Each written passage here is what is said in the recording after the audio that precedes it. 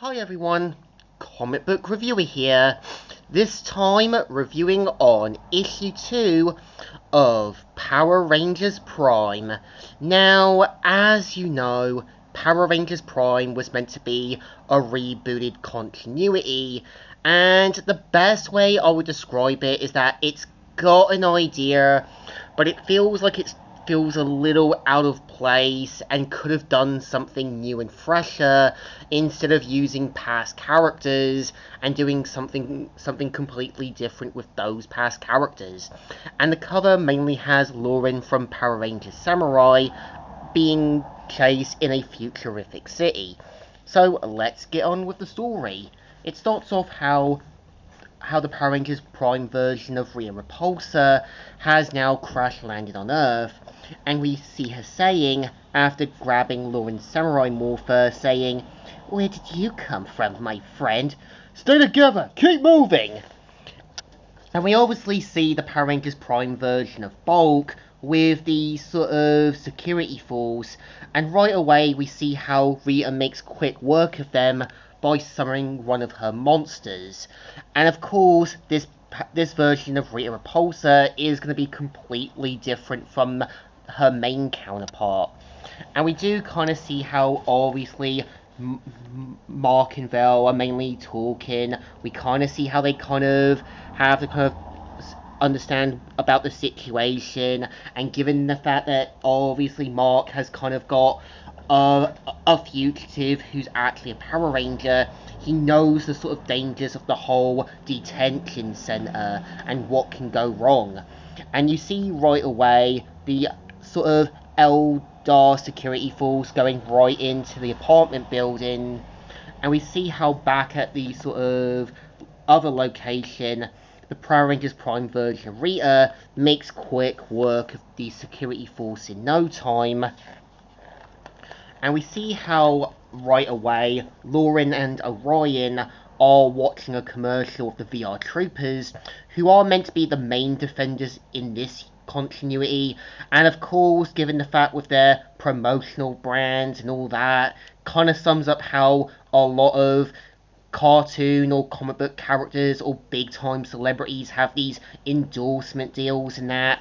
And we see how they have to kind of try to make their getaway while sort of keeping Lauren safe.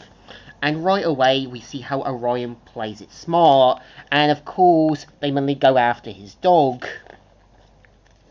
And we see how obviously Rita, now realizing that unlike her main counterpart, she doesn't have full control of her monsters like in the main continuity. And even Bulk sort of being amazed, saying, "Dispatch, we have a situation. An alien has landed. We're pretty sure it's a space witch."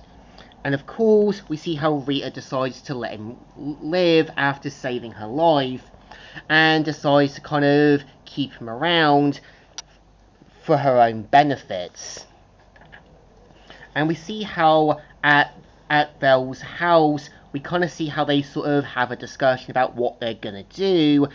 And of course, we see how Lauren and Orion make it back to, obviously, Vel's house. But we see right away Vel's roommate sort of now sees the situation and tries to deal with it. But of course, we see how Vel has to try and calm his roommate down. We kind of see how he points out that Lauren's actually a Power Ranger, and her saying, "You can't be serious. You know what will happen if they find her. You're serious? Please, Valentina. You are planet under jurisdiction." And we see right away Rita deciding to kind of keep Bulk around, and of course having big plans for him. And we see right away Vel's roommate obviously deciding to kind of phone someone important, and we see how obviously the others have to kind of discuss what they're gonna do now.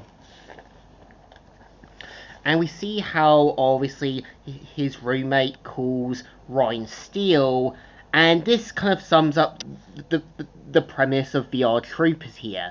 They're meant to be these big time, overconfident, and upstart celebrities, and you can definitely tell Ryan Steele's a lot different from his main counterpart, having a slight of arrogance and a little bit of this hotshot macho personality, big time star thing, and deciding to kind of bag themselves some Power Rangers, and ending the story right here. So I think issue 2 is okay, but it really just feels like this could have done a proper clean slate. They're just using past characters. I get it, what they were trying to do is give Lauren and Orion better potential after Samurai and Super Mega Force, and I get it, what they're trying to do with obviously VR Troopers was give them a bit of this smug, big time celebrities, these kind of product placement deals and so forth. And I can see what they were doing with Rita's character, making her a more improved version over her 2017 film counterpart. But it feels like it's just trying to use whatever it was given, going with this big different continuity, well, kind of butchering a little bit of their personalities, or making them feel a little out of place in the story, or just couldn't really fit. It's an okay story, not the best, but it still deserves a thumbs in the middle. Kind of alright, but kind of okay. So, Comic Reviewer here, signing out.